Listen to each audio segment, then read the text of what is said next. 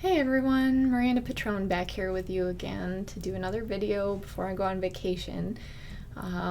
Lately I've been creating a lot of the pendant stones where I've drilled holes in the stones that I get from Lake Erie, and many of you have been asking me how I create those, so I figured I would make a video before I head out to kind of show you how to make your own pendants.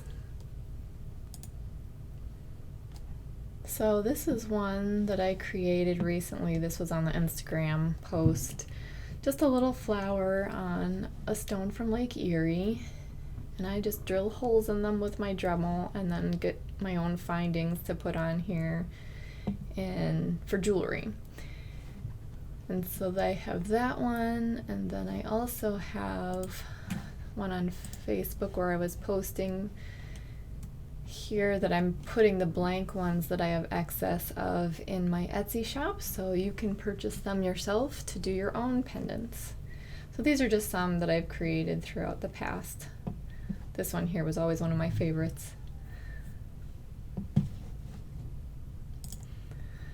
So today I'm going to show you how to do your own, and I'm sure you have some amazing stones in your area. Just look for little small smooth, usually flat ones, so you don't have to use a lot to drill through it. And that way you're not wearing out your drill bit faster. So let's get started.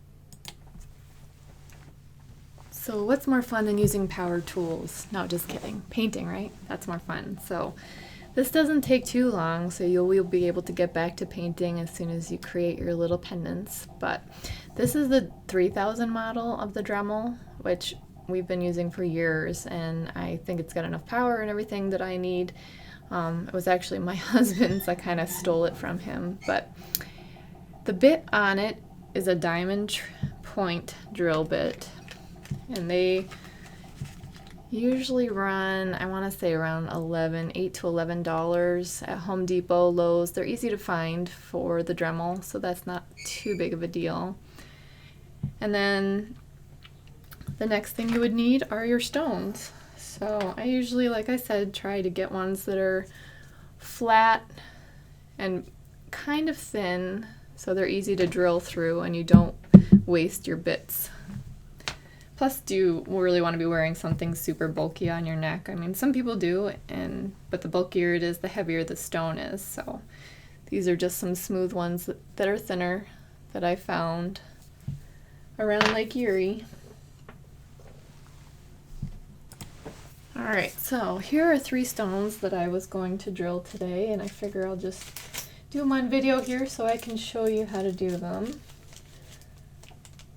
And usually what I like to do, depending on the size of the rock and the findings that I have on hand, I just take, these are the findings for the jewelry, which are the rings, jump rings that you put on. I think that's what they're called, jump rings instead. I keep saying findings, but they're jump rings. So depending on where I want to put the hole, I just kind of measure down a little bit because I want to make sure that when we put a chain in it, it's free flowing through the top part of the jump ring. So then I just kind of measure it down about halfway and give myself a little mark there. And that way I know where to drill the stone to fit that jump ring. So it's going to be a little bit loud because my microphone picks up everything, but just so you know, I'm going to drill now. And I don't turn it all the way up, I just kind of put it on low to start the hole.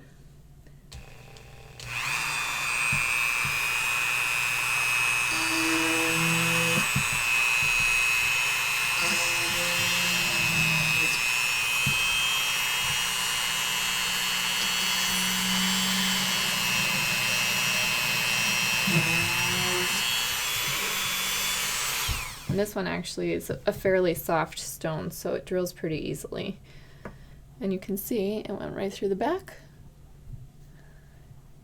And you can use a fatter drill bit. They have thicker ones if you want a larger hole, depending on the size of the jump rings that you're using. So next, I just take the jump ring and a pair of needle nose pliers, and I find where the separation is here. And then I just kind of open it up like that. So push one side away from the other. And then I just make sure it fits in the hole that I've drilled. And now personally, I don't like the opening to show, so I only put it in far enough so that I can see it in the hole. And then I bring the other end of the jump ring around to meet that one.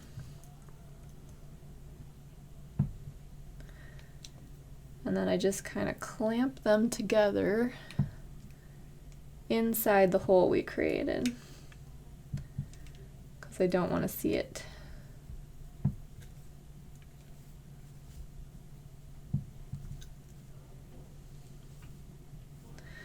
There you go, just like that.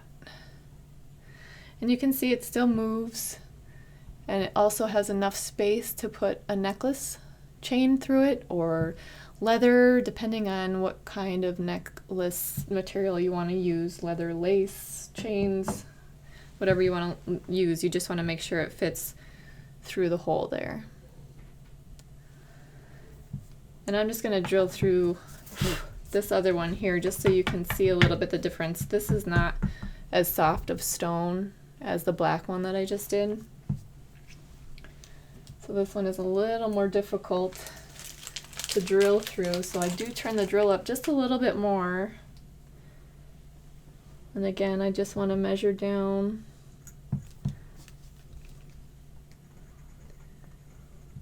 and put a mark to make sure that I'll have enough space once I put the ring in. Okay.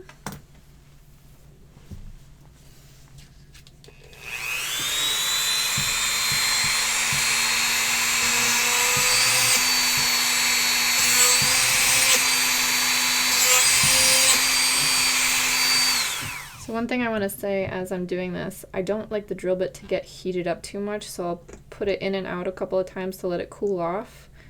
Because sometimes in the past I've melted a couple drill bits because it just got so hot in there. It damages the tip of the drill bit. So unless you want to go through them pretty quickly, you got to be cautious with how you're drilling. So I pull it out to cool it off a little.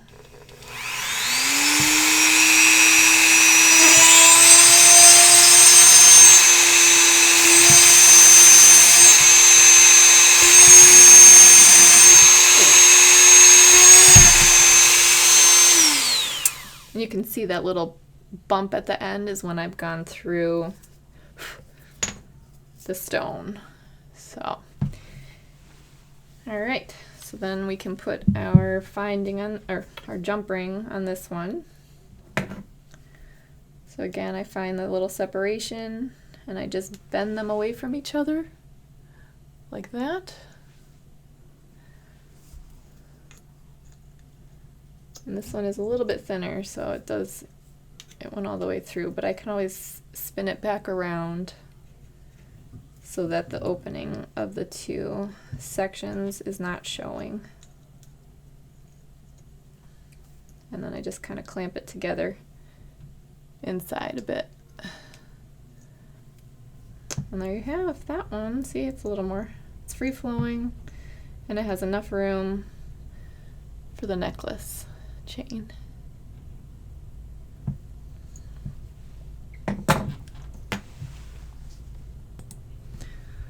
Alright, again, so you can see, this is the Dremel, and it's pretty easy to hold, and I usually, just to be cautious, I hold it together with two hands as I'm drilling, and I just want to make sure I have a good hold on that so I don't damage anything. But I have found it very helpful for drilling the stones, so I hope this helps you guys decide whether or not you actually want to go power tool in for your stones. And if not, like I said, I'm still going to put my extras in the Etsy shop in case you want your own blank stones to purchase and paint. So why don't we paint one together now anyway, since we're already into a video. We will do one on this lovely little pendant that I have here. And I was thinking some sort of cute little flower design. Maybe a little sunset flower again. We'll try that. Alright, so I've been asked recently, a lot of people were saying they didn't have a budget for dotting tools or brushes, and they were asking what kind of household items you could use. So I'm thinking I'll paint this whole one just using a pen, the top of a pen, and a mechanical pencil. And we'll see how that goes. But it's a fun little hack. So the center I already dotted, just using the end of a pen cap. But I'm going to show you now. I'm just going to dip the pen cap in, and you can see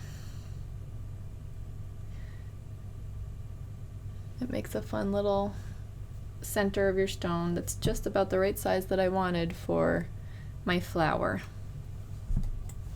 Okay, now all the rest is going to be done using a mechanical pencil, just the one with the lead that clicks out. And we're going to see how this goes. So first I'm going to use Cool White using the Decoart Americana paints.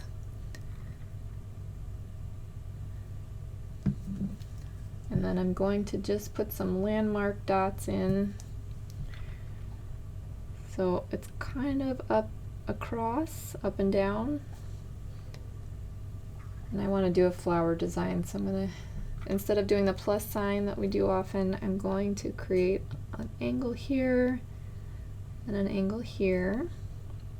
And I'm just using the lead of the pencil, dipping it right in the paint. And you get some fun little dots. So now I'm just going to kind of sketch my petals to see about where I want them to be. And I'm starting in between the white dots that we put down.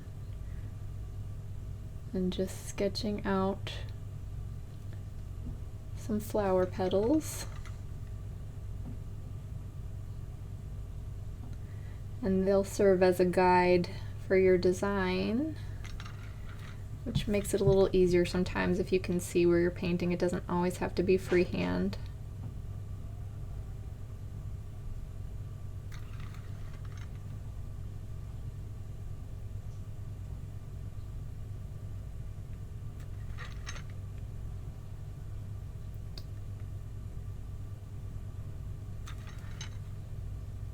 And I always have to turn the work that I'm creating. It just makes it easier if it's from a vantage point that I'm comfortable with. So feel free to turn your stones, turn your work.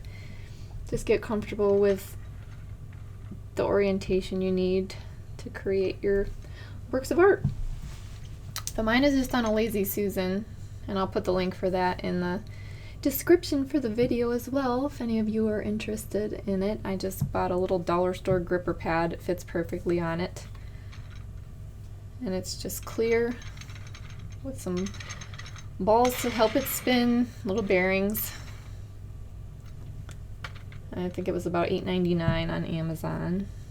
So like I said, I'll post the link for that. But so there we have our little petals, and I think I'm going to outline those in a nice coral color. So we'll go with coral shell.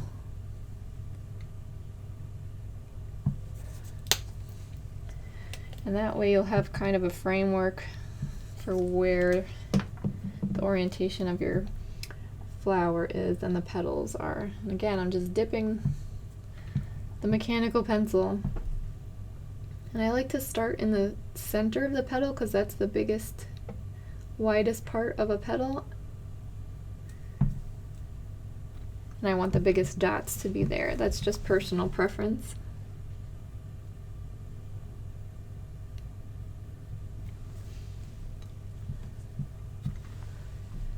And this will just delineate where our flower petals go, so that we'll be able to see where to paint our design inside each petal. Actually, you know what I think I'm going to do is I'm going to do every other petal the light, and then the other three I'm going to do a darker coral. We'll just change it up a little bit here.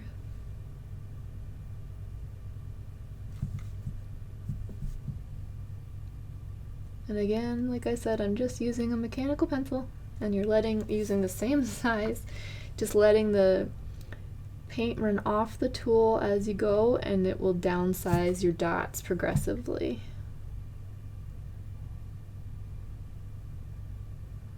So this is a fun little hack if you're out and about, or you have paint somewhere but no paint brushes, or in a pinch, you can use things around your home. I've seen people use Q-tips and crochet hooks and the ends of paintbrushes and pencil erasers, drill bits, Allen key wrenches. You know, there's many different kinds of tools that you can use that you probably already have around your home. Alright, so that's the light section, and now I'm going to grab a darker coral here. Let's do coral blush. And we'll do our other petals in the coral blush.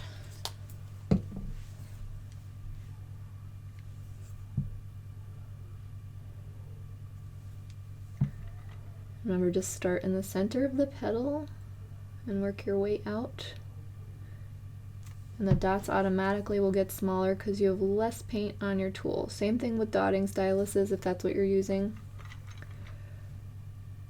You start in the center and just work your way out, and they will get smaller as the paint decreases.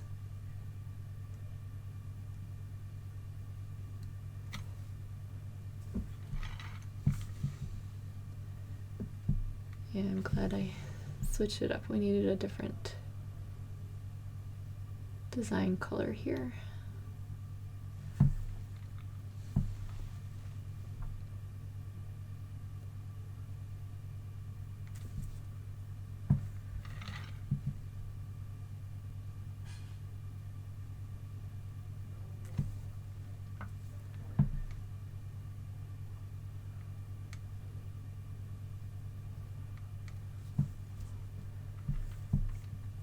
How are yours coming out? I think these are going to be super cute. You could even just do this on a regular stone if you didn't want to do it on a pendant as well. My stone is about 2.5 inches in length and about 1.25 inches across. Or you could even make the design larger. It's very flexible. There we go. There is the outline of our flower.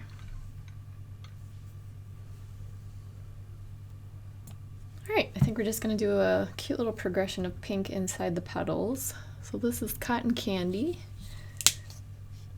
And with the cotton candy, I'm going to do a little bit of a larger dot over the white dot that's inside there. Still with my mechanical pencil. We're gonna go a little bit bigger and just kind of push it around into a circle a little bit. It's not necessarily as easy as a dip it and dot it, but you just kind of push the paint around here like that to the size you want. And that works with your dotting stylus as well. And that's actually how I do the larger dots with my paintbrushes, is I just push it around into a circle. You're just painting a circle.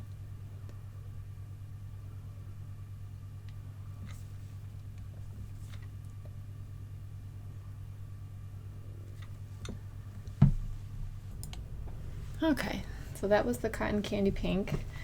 Next I have carousel pink that I'll use.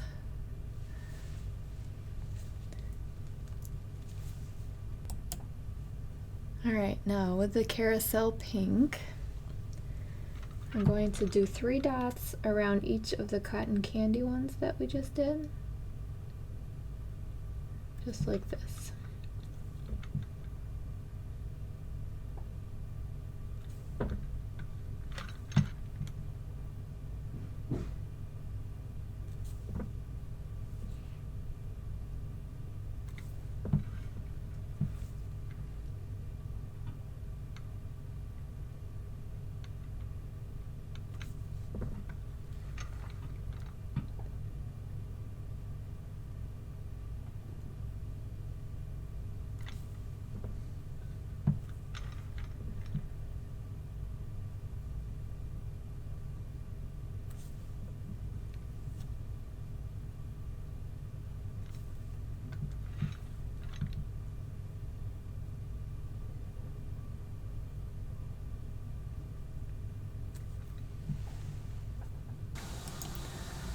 Okay, so the next color is Royal Fuchsia.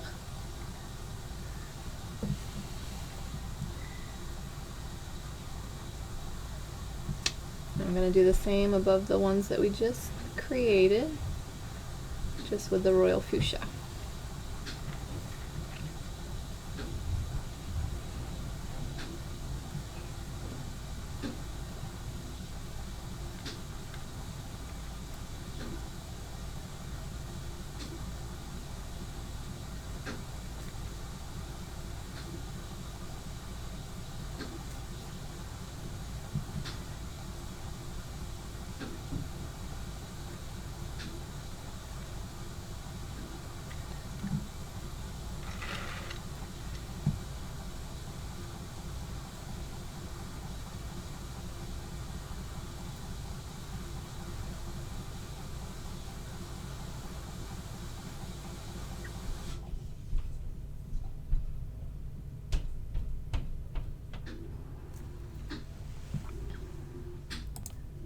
Alright, so the next color I have is Razzleberry.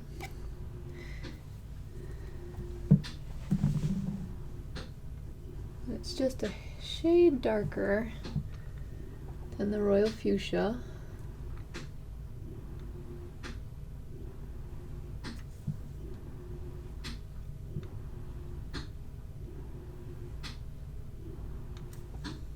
And this will start to, you can see, you get that progression from light to dark.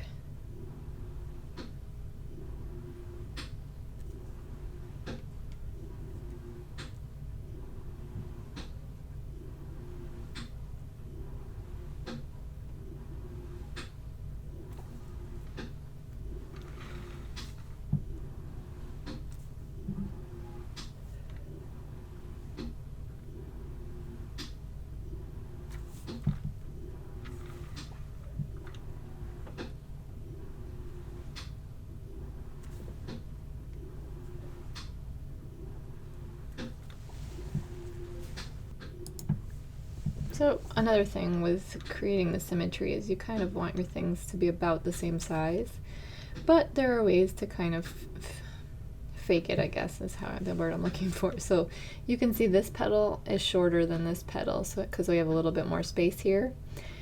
So I'm just going to do one more dot of the razzleberry that we just used at the end of all these and just kind of help it blend in. That way you're not making it stand out apart because this one was shorter, which is, it's not a big deal. It's not the end of the world. So I will all put a dot of it around each of these.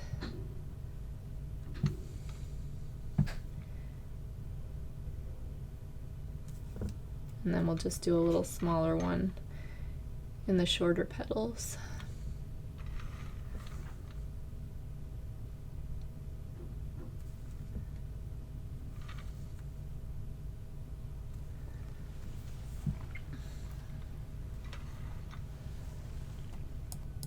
Alright, so now we're going to do a little bit around the outside with some nice rich greens to kind of offset our corally sunset colors. So I have this Mermaid Teal, which is some of the new 2019 colors, and it's a beautiful aquamarine type dark blue green. And I want to get a lot on my pencil tip because I kind of want a bigger dot here.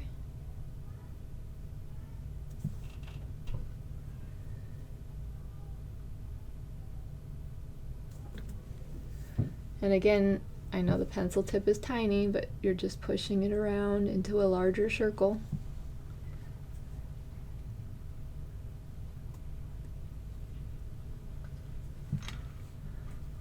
Oh, trying to push it in a circle here.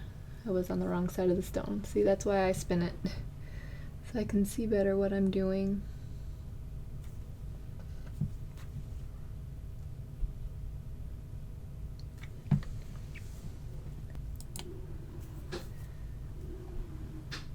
Alright, so I'm just going to do one little dot above each of these just to kind of lengthen out the design a little bit. because we are actually going to do some swipes with the mechanical pencil. You can do it. I have faith in you guys.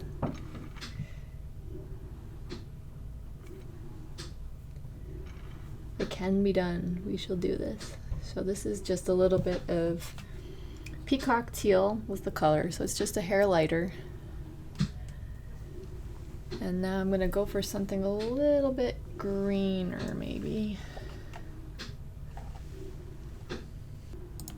Alright, we're gonna go with the green Lagoon, which is another one of the 2019 colors that they put out at Decoart. Alright, so we're gonna dip our pencil and get a good amount on there.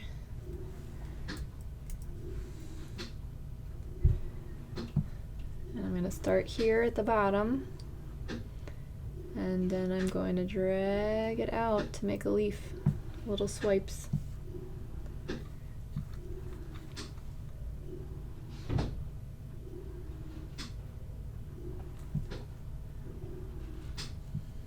Same over here.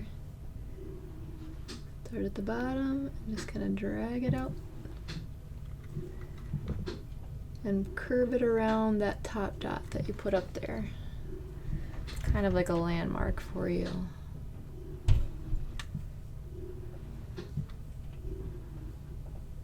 And then I just kind of connect them at the top.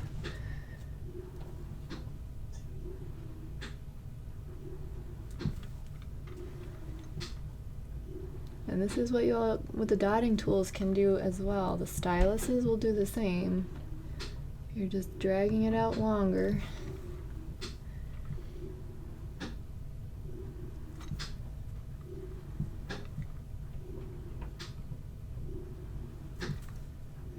And it doesn't have to be fast. Take a breath and just relax and then swipe it out. Just like that. Those pretty little swipes, and then with a mechanical pencil, you guys, you can do this. Now I'm feeling like the bottom of my pendant is a little bare, so I'm thinking I might just add something down there. So I could either do 2 leaves, maybe we'll just do a fun little S curl. Yeah, I think that's what I'm gonna do with that. It's a fun little S curl. Alright, so let's do that in white. I think that'll help bring the design together. So I just kind of etched it on there so that I don't have to draw it in the pencil to erase afterwards.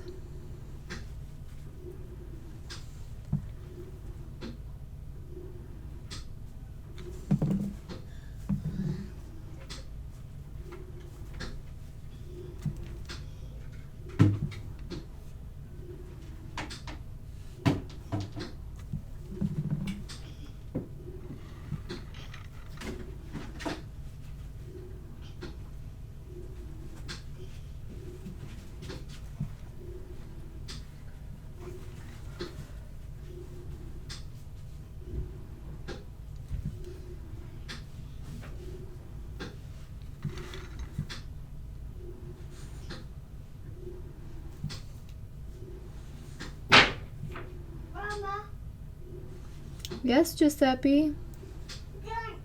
I'm working. What are you doing? You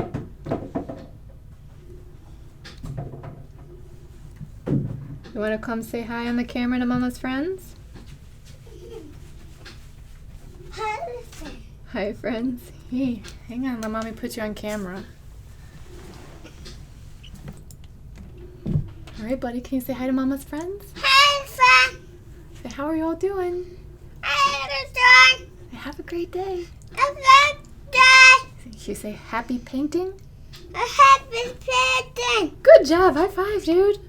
Can you say bye? Bye. Good job, buddy. All right, so you can see.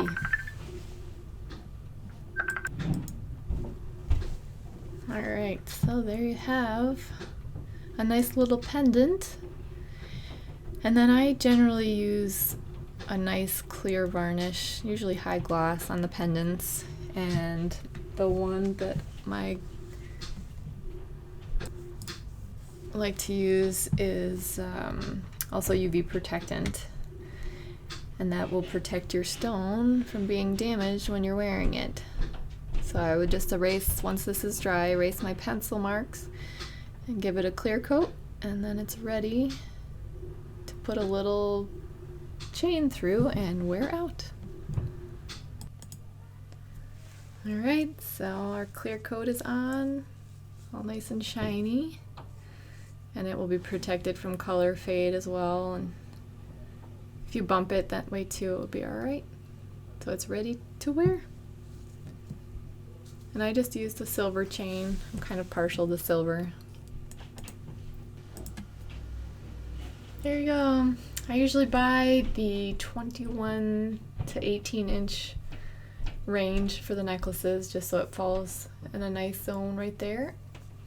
Good length. You could even make a choker length, depends on what you would like for your preference. So I'll pop this stone in the shop today, and I will be going on vacation next week on Wednesday. So the shop is going to go on vacation starting Sunday night.